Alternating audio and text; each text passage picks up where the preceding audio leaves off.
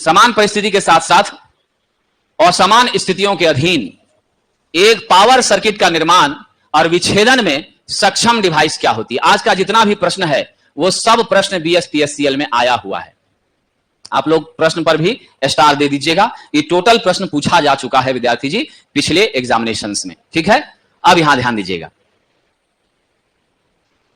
ये डिवाइस मतलब ऐसा डिवाइस जो सामान्य स्थिति में भी और असामान्य स्थिति में भी हमारे मशीन या सिस्टम या सप्लाई को कंटिन्यूटी बनाए रखने में, संचालन करने में मदद करता है, उसका क्या नाम है साहब?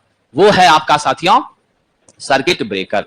सर्किट ब्रेकर जो है आप जानते हैं सामान्य स्थिति में क्या करता है, हमारा सर्किट ब्रेकर सामान्य स्थिति में ऑन रखता है और जैसे ही क्या होती है असामान्य स्थिति पैदा होती है फिर क्या करता है, यह ऑफ कर देता है। क्या करता है साहब? ऑफ कर देता है, ठीक है।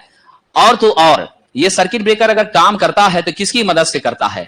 रिले की मदद से करता है। आप जानते हैं रिले जो है एक तरह से समझ लीजिए साहब आपका क्या है, संदेश वाहक का काम करता है, मैसेंजर का काम करता है और रिले के माध्यम से यह सूचना प्राप्त होती है कि स्थिति असामान्य हो गई है, फिर आपका सर्किट ब्रेकर ट्रिप कर जाता है। सर्किट ब्रेकर का जो ऑपरेटिंग टाइम है वह आपका फ्यूज से क्या होता है साहब?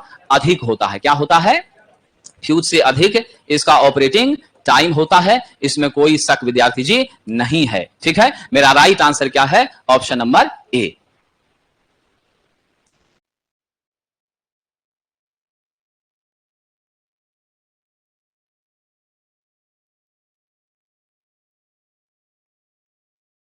चलिए अगला क्वेश्चन देखिए, कह रहा है ground capacitance of 132 KV system और आपका कैपेसिटेंस का मान कितना है? 0.015 माइक्रोफेराड है, ठीक है। इसको लिख सकते हैं 0.015 गुना 10 के पावर माइनस 6 फेराड, ठीक है।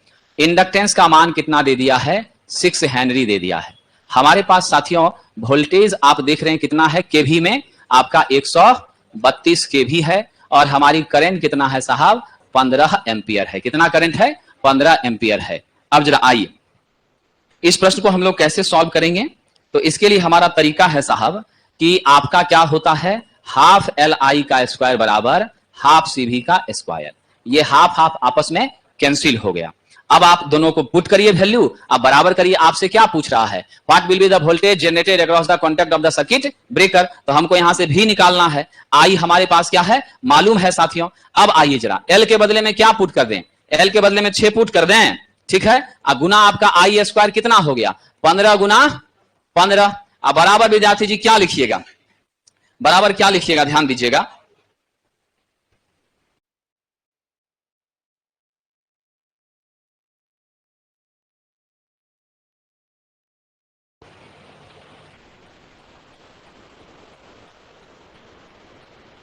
आइए विद्यार्थी जी, अब यहां हम लोगों को क्या करना है, इस जगह पर आपका सी का मान है 0.015 गुना आपका 10 के पावर माइनस 6 इंटू आपका क्या हो गया? भी का स्क्वायर। अब यहां से भी स्क्वायर आप निकालिए, कितना मान होगा? सीधे नीचे आ जाएगा 6 गुना 15 गुना 15 अब बटे आपका 0.015 गुना 10 के पावर माइनस 6। अब ये कितना आ रहा है? आपका आएगा ये 90,000। कितना आ जाएगा? 1 2 3 4 और 10 के पावर माइनस है तो ऊपर चला गया 6 हो गया। अब इसी को आप सिंप्लीफाई कर लीजिए, यानी अब भी बराबर कितना? अंडर रूट 90,000 गुना 10 के पावर 6। तो 9 का तो 3 होता है और 3 पर 4 जीरो में से 2 जीरो बाहर और 10 के पावर 6 का 10 के पावर 3, यानी आपका क्या हो गया? 300 केवी हो गया। तो उत्तर क्या दे दीजिएगा? ऑप्शन नंबर ए 300 केवी।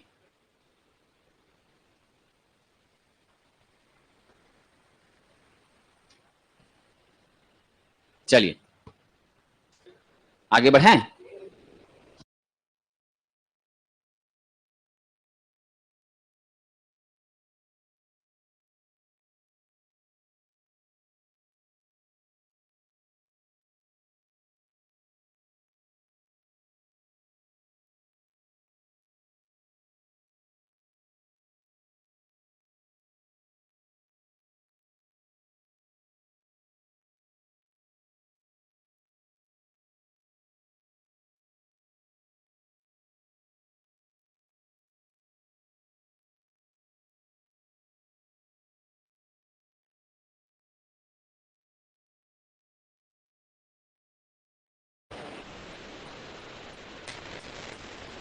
एक सर्किट ब्रेकर क्या है विद्यार्थी जी? बिल्कुल आपको पता चल गया। हमारी लाइन जो कंटिन्यूअस संचालित हो रही है, अब इस कंटिन्यूअस लाइन से होकर धारा का प्रवाह हो रहा है, बिल्कुल समान स्थिति में धारा का प्रवाह हो रहा है। लेकिन जब साहब आपका सर्किट ब्रेकर संपर्क को खत्म करता है और सामान्य स्थिति में, किसमें साहब? और सामान्य स्थिति में, एबनॉर्मल कंडीशन में, तो उस समय आपका क्या होगा? उस समय संपर्क टूटता है। और जब संपर्क टूटता है साथियों, तो सर्किट क्या बन जाती है? ओपन सर्किट बन जाती है। ओपन सर्किट होती है तो क्या जीरो होता है? करंट। तो किसको बाधा पहुंचा रहा है? करंट को। तो ये कैसा डिवाइस है? करंट इंटरप्टिंग डिवाइस है। कैसा डिवाइस है? करंट इंटरप्टिंग डिवाइस है। ये ध्यान रखिएगा, धारा का प्रवाह को अवरुद्ध करने का काम करती है विद्यार्थी जी।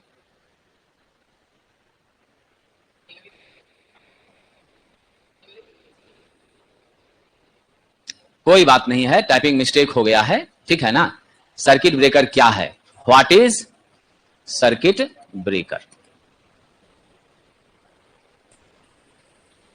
What is circuit breaker? ठीक है।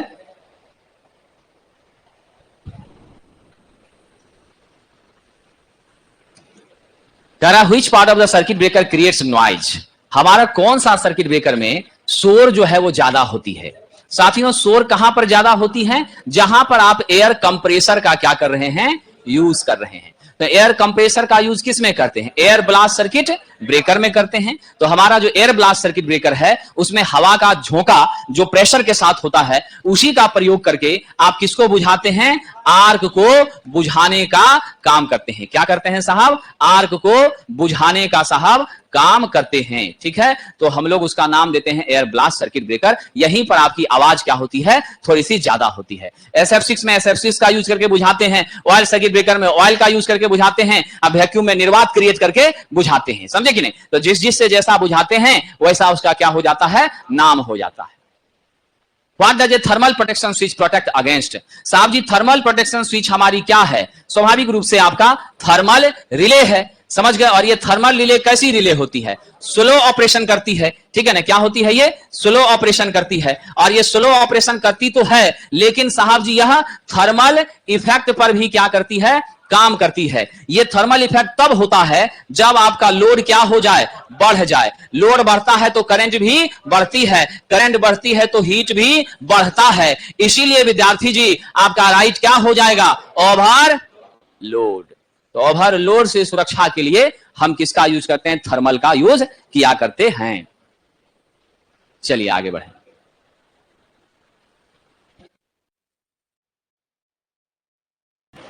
चलिए अगला प्रश्न देखिए।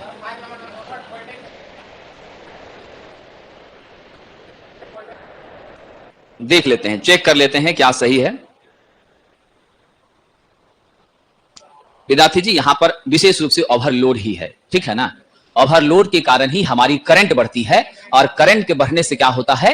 हीट बढ़ती है। तो इसका सही उत्तर आपका ओवरलोड ही है। ओवर वोल्टेज की सुरक्षा के लिए हम लोग ओवर वोल्टेज प्रोटेक्शन करते हैं, उसके लिए हम लोग ओवर वोल्टेज रिले ये सब लगाने का प्रयास करते हैं। ठीक है, ये ध्यान रखिएगा। तो थर्मल प्रोटेक्शन का विशेष उद्देश्य ओवर वोल्टेज ही होता है। ऑयल सर्किट ब्रेकर में इंसुलेटिंग ऑयल जैसे ट्रांसफार्मर तेल है, किस लिए इस्तेमाल किया जाता है? तो नेचुरल सी बात है, स्पार्क के क्या करने के लिए? खत्म करने के लिए, यानी आर्क को बुझाने के लिए। आप लोग तो जानते ही हैं कि आपका जो ट्रांसफार्मर तेल है यह भी किस लिए प्रयोग होता है? कूलिंग भी करता है, प्लस इंसुलेशन भी आपका क्या करता है? मेंटेन साथियों करने का काम करता है। वो सब ठीक है, लेकिन यहां सर्किट ब्रेकर है, इसीलिए समझे। और उस सर्किट ब्रेकर में तेल कौन सा ले रहे हैं? ट्रांसफार्मर वाला तेल। हम ट्रांसफार्मर में ट्रांसफार्मर का तेल यूज नहीं कर रहे, हम सर्किट ब्रेकर में ट्रांसफार्मर का तेल यूज कर रहे हैं। यदि ट्रांसफार्मर में यूज करते तब तो दोनों बातें सही थी, इसमें कोई शक नहीं है। लेकिन इस तेल का प्रयोग हम कर रहे हैं ऑयल सर्किट ब्रेकर में, और यहां इसका काम है स्पार्क को बुझाना, यानी चिंगारी को समाप्त करना। किस प्रकार के सर्किट ब्रेकर में कंप्रेस्ड एयर, अभी तुरंत आपने देखा, जिसमें शोर भी बहुत ज्यादा होता है, कौन सा सर्किट ब्रेकर है? एयर ब्लास्ट सर्किट ब्रेकर है। इसी में हम लोगों को कंप्रेसर का सिलेंडर लगाना पड़ता है। कौन सा डिवाइस? स्विच और सुरक्षात्मक डिवाइस दोनों में। तो आपके कमरे में लगा हुआ है, छोटे रेटिंग के लिए क्या हो गया साहब, MCB हो गया। आप लोगों को मालूम है पहले तो 2 से लेकर 63 एम्पियर के रेंज का आता था, अब हम लोग थोड़ा सुधार कर लिए 0.5 से लेके 60 भी, कहीं कहीं 63 भी आप देखते हैं इसी रेंज का आता है। इसने फ्यूज को क्या किया साहब, रिप्लेस कर दिया, स्विच के रूप में भी काम करता, भी सब कुछ ठीक ठाक है, गिरा दीजिए लाइट कट जाएगा, और जब गड़बड़ होगा तो अपने आप डाउन हो जाएगा। तो ऊपर रहती है तो ऑन होता है, नीचे जाती है तो ऑफ हो जाता है। स्विच और सर्किट ब्रेकर दोनों के रूप में काम कर रहा है, रिले के रूप में भी काम कर रहा है। आपका ऑप्शन MCB होगा। ये आपका क्या है साहब, मेन स्विच के रूप में प्रयोग किया जाता है। किस रूप में, मेन स्विच के रूप में। इसका तो जानते हैं जब आप 2 या 2 से अधिक जगहों से क्या करते हैं साहब जी, समान रूप से 3 या 3 से अधिक, ठीक है, 3 या 3 से अधिक, 2 से अधिक भी कहेंगे तो चलेगा, ठीक है, लेकिन 2 जगहों से करने के लिए 2 वे स्विच यूज करते हैं। 3 या उससे अधिक से नियंत्रित करना है तो इंटरमीडिएट। मेरा सही उत्तर है साहब MCB।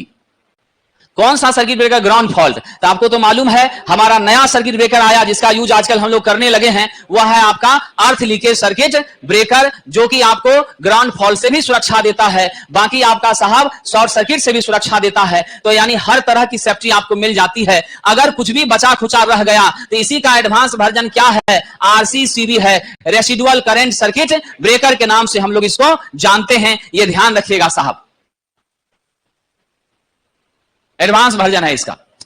उस अधिकतम शक्ति को क्या कहा जाता है, किसी फॉल्ट के होने पर सर्किट ब्रेकर सुरक्षित रूप से उस फॉल्ट से हमको बचा लेता है, यानी इंटरप्शन को समाप्त करने की ताकत रखता है। उसको क्या कहते हैं विद्यार्थी, रप्चरिंग कैपेसिटी कहते हैं। एक्चुएटिंग कैपेसिटी बर्दाश्त करने की क्षमता होती है, कितना सह सकता है साहब, ठीक है। होल्डिंग कैपेसिटी रोक सकता है कितने समय के लिए। और ओपनिंग हो गया कि डैमेज करके पूरा सर्किट को खोल दिया साहब, ठीक है। सर्किट आपका डैमेज होकर के इंसुलेशन ब्रेक होकर ओपन हो गया, वो वाली कैपेसिटी क्या है आपका, ओपनिंग कैपेसिटी है। तो ये हमारी रप्चरिंग कैपेसिटी है, और ये प्रायः क्या होती है साहब, MVA में ही व्यक्त की जाती है। कैसे व्यक्त की जाती है, MVA में व्यक्त की जाती है, मान इसका ज्यादा हुआ करता है। चलिए साहब आइए आगे बढ़ते। अगला प्रश्न है सर्किट ब्रेकर में रिले का क्या काम है। तो आप समझ चुके हैं रिले सूचना देने का काम करता है कि निर्धारित मान तक पहुंच गई है तो हमारे संपर्क को क्या करेगा साहब, बिल्कुल संपर्क को क्या करेगा, बिल्कुल। तो हम यहां से क्या समझते हैं, actuating quantity reaches a certain predetermined value, निर्धारित मान तक पहुंच गई तो ठीक है, उससे जैसे ऊपर चला गया तो तुरंत आपका रिले क्या होता है, तुरंत आपका रिले अपने साहब जी आपका जो ट्रिपिंग कॉइल है उस ट्रिपिंग कॉइल को ट्रिप करता है। ट्रिपिंग कॉइल जैसे ट्रिप होती है तुरंत आपका रिले संपर्क को तोड़ देता है। तो रिले का फंक्शन कब चालू हुआ, आपके साहब जी हमारे निर्धारित मान तक पहुंचने के बाद। निर्धारित मान तक पहुंच गया, उससे ऊपर हो रहा है, तब ये क्या करेगा साहब, एक्शन में आ जाएगा। तो मेरा राइट आंसर यहां क्या हो जाएगा, ऑप्शन नंबर ए। नहीं, भी नहीं होगा, बिल्कुल नहीं होगा। निश्चित पूर्व निर्धारित मान तक पहुंच जाती है तो सर्किट ब्रेकर को क्रियाशील करता है। हमको रिले का काम पूछ रहा है, हम सर्किट ब्रेकर का काम कैसे बताएंगे, हम रिले का ना काम बताएंगे। रिले जब साहब क्लोज होता है, प्लंजर स्विच जो है ट्रिपिंग कॉइल को ट्रिप करता है, तब जाके काम करती है सर्किट ब्रेकर। इसलिए पहला स्टेज रिले का, इसीलिए ए नंबर लेंगे। यहां सर्किट ब्रेकर का फंक्शन की बात हो रही है, इसीलिए नहीं लेंगे।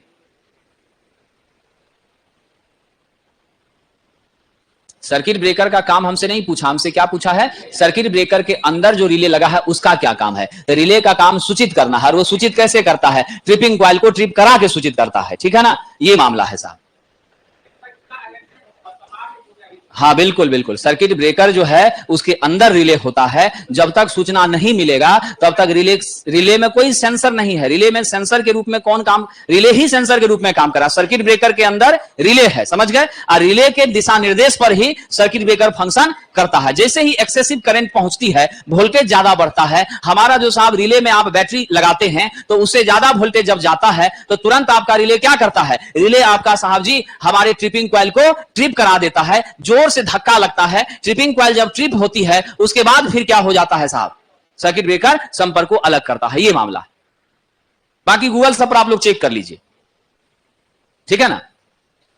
आइए, और बहुत लोग गलतफहमी के शिकार हैं, उनको बाद में दिक्कत भी महसूस हो जाएगा, ठीक है। बहुत लोगों को लगता है कि जो चीज लिखा हुआ है वही सही है, समझ गए ना? इसलिए किसी खास चीज के पीछे पागल मत बनिए। जहां का टेस्ट दे करके और जहां का स्क्रीनशॉट ले करके आप अपने आप को महान समझते हैं, याद रख लीजिए उसको भी कोई स्टाफ ही तैयार करता है, वो भी एक कोचिंग संस्था ही है और वहां पर भी अपलोड ही करता है। उसको प्रोपेगेंडा मतलब पैसा खर्च करके पॉपुलैरिटी उसकी ज्यादा हो गई है। ऐसा नहीं है कि ज्ञान का भंडार है और वहां गलती नहीं है, वहां भी सैकड़ों गलतियां हैं। इसलिए आप लोग अध्ययन करने के पीछे उन सब चीजों को रेफरेंस मान के अध्ययन मत करिए, उनका रेफरेंस मान के अध्ययन करिएगा, परीक्षा में बहुत पछताइएगा।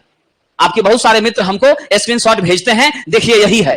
तो साहब जी गूगल या कोई भी व्यवस्था जो टेस्ट कराती है, जिसका टेस्ट 1 रुपया में 5000 होता है, वो सब टेस्ट वाली व्यवस्था भी एक क्या है, सिस्टम है, वो ज्ञान का भंडार नहीं है। वहां भी साहब एरर है, समझ गए कि नहीं? ये ध्यान रखिएगा।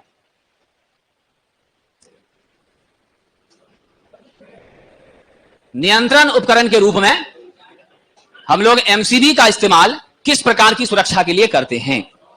तो हमारी एमसीबी क्या क्या काम करती है? ओवरलोड होता है, करंट बढ़ती है, फटाक से क्या करेगा? ट्रिप कर जाएगा। शॉर्ट सर्किट होगा तब भी क्या करेगा? ट्रिप हो जाएगा। यानी दोनों चीजों से क्या करती है? सुरक्षा देती है। तो कौन सा जवाब लीजिएगा? ए नंबर आपका क्या हो जाएगा? सही हो जाएगा। चलिए आगे बढ़ते हैं।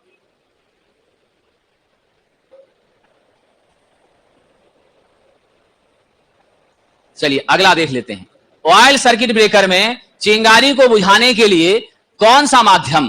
तो जैसा नाम वही माध्यम। तो नाम आपका ऑयल है तो क्या लेंगे? यहां पर ऑयल ही लेंगे। तो तेल के माध्यम से यहां क्या होता है आपका साहब जी? चिंगारी को बुझाया जाता है। अब जरा ध्यान दीजिएगा,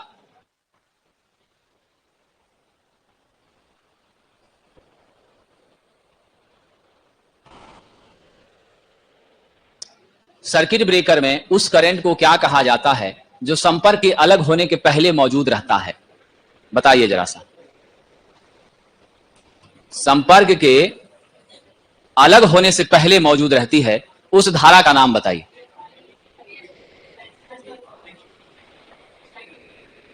what should be the right answer? क्या हो गया विद्यार्थी जी? कह रहा है बढ़िया से सोच लीजिएगा।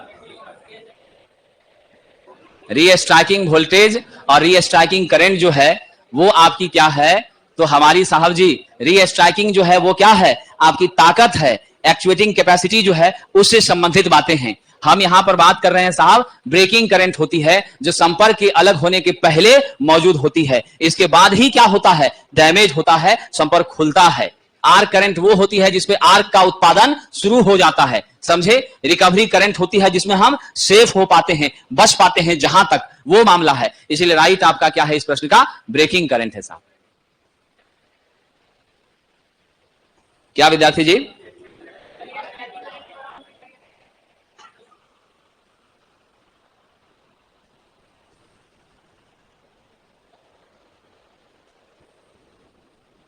चलिए आगे बढ़ते हैं।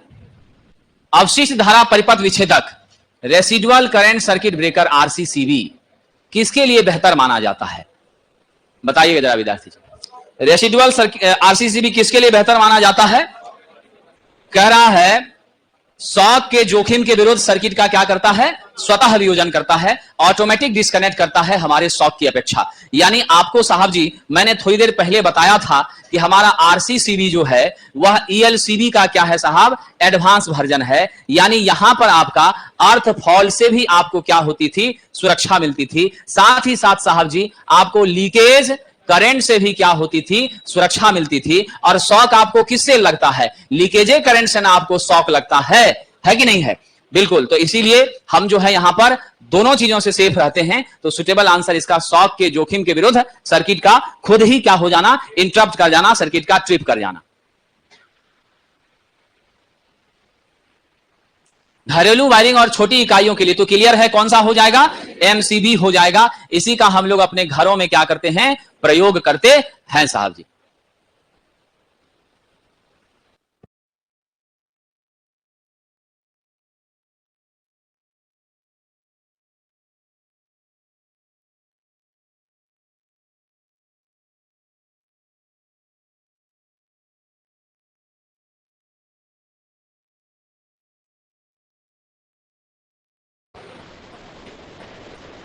रक्षित परिपथ को बाईपास करने वाली तार को क्या कहते हैं? साहब जी यहां पे ध्यान रखिएगा, रक्षित परिपथ को बाईपास, रक्षित मतलब जिस सर्किट को हमको सुरक्षा करना है, अब उसकी सुरक्षा को छोड़ करके डायरेक्ट हम चाहते हैं क्या करें, सप्लाई ले लें। मतलब बीच में मेरा सर्किट ब्रेकर है, हम चाहते हैं कि इस सुरक्षात्मक व्यवस्था को रहने दें, ये रहे नहीं रहे उससे हमको कोई मतलब नहीं है, लेकिन मेरा करंट इधर से आए हमको मिल ही जाए। तो ऐसी परिस्थिति में आपको क्या लगाना पड़ेगा, जम्फर लगाना पड़ेगा, जो आपका क्या करेगा, इधर से लेकर इधर बाय पास कर देगा। ठीक है कि नहीं? आइए साहब जी, तो राइट आंसर क्या दे देंगे, जम्फर। एलसीबी तो जानते हैं सेफ्टी डिवाइस है, एमसीबी भी आपका इंटरप्टिंग डिवाइस है, सेफ्टी डिवाइस है। कॉन्ट्रैक्टर तो संपर्क बनाने का काम करता है। एल सीरीज एमसीबी का प्रयोग किसमें किया जाता है, जल्दी बताइए। किसके लिए साहब, इंडक्टिव और यहां क्या हो जाएगा, यहां गलत लिख दिया, प्रकाश परिपथ के लिए। लाइटनिंग जो है समान भाषा में अनुवाद कीजिएगा तो त्वरित हो जाता है, लेकिन ये प्रकाशिकीय लोड है, ये हल्का फल्का लोड, यानी आपका साहब जी बल्ब वगैरह वाला जो है व्यवस्था, या आपका पंखा भी क्या है, इंडक्टिव लोड है, इसमें प्रयोग किया जाता है। तो आप जवाब दीजिएगा प्रेरणिक एवं प्रकाशीय परिपथ में, इंडक्टिव एवं लाइटनिंग सर्किट में साहब। क्या हो जाएगा, सी नंबर। एक minute L series MCB, L series MCB, अच्छा, बिल्कुल बिल्कुल, ये हीटर उटर में यूज होता है, सही बात है। एल सीरीज जो है ना, हाँ एल सीरीज हमारा हीटिंग के लिए और लाइटनिंग के लिए है। तो यहां पर आपका हो जाएगा प्रकाशीय परिपथ, यानी आपका हीटिंग लाइटिंग है, हीटर वगैरह में हम लोग इसका प्रयोग करते हैं। ठीक है ना विद्यार्थी जी, बी ही होगा, ठीक है ना, बी ही होगा, घबराइए मत, बी ही होगा।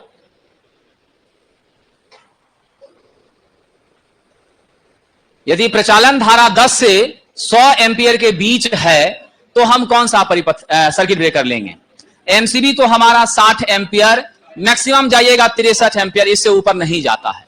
एमसीसीबी हमारा 25 एम्पियर से लेकर कितना साहब, 2500 एम्पियर तक जाता है। ये सब का तो कोई यूज ही नहीं है, तो हमारा उत्तर क्या हो जाएगा, एमसीसीबी हो जाएगा। क्या हो जाएगा विद्यार्थी, एमसीसीबी हो जाएगा। इसमें कह रहा है 132 केवी का सिस्टम, फेज की ग्राउंड कैपेसिटेंस आपका सी का मान, जी दोनों रिपीट कर दिया जी, अच्छा थोड़ा सा, हाँ ठीक, डाटा वही है लेकिन क्वेश्चन अलग है। सी का मान है 0.015 माइक्रोफेराड, यानी 0.015 गुना 10 की पावर -6 फेराड। एल आपका कितना दे दिया है, 6 हेनरी दे दिया है। अब कह रहा है वोल्टेज सर्ज को हटाने के लिए कॉन्टैक्ट के साथ आप कितने का प्रतिरोध का मान क्या होगा, यानी रेजिस्टेंस का वैल्यू पूछ रहा है। तो इसमें आप लोगों को याद है आर बराबर क्या होता है, √LC होता है, यही ना सूत्र होता है। तो हम लोग सीधा फॉर्मूला पर वैल्यू रख दीजिए, 1/2 एल के बदले में 6 और सी के बदले में विद्यार्थी जी 0.015 गुना 10 की पावर -6। तो सिंप्लीफाई करके साहब जी ध्यान रखिएगा कितना आता है, अंदर वाला आपका 20,000 आ जाता है ना। तो आपका क्या हो जाएगा, 1/2 गुना 20,000, यानी आपका 10,000, यानी 10 किलो ओम। क्या हो जाएगा साहब, 10 किलो ओम। तो आंसर हो गया आपका डी नंबर। ठीक है, चलिए बहुत बहुत धन्यवाद विद्यार्थी जी।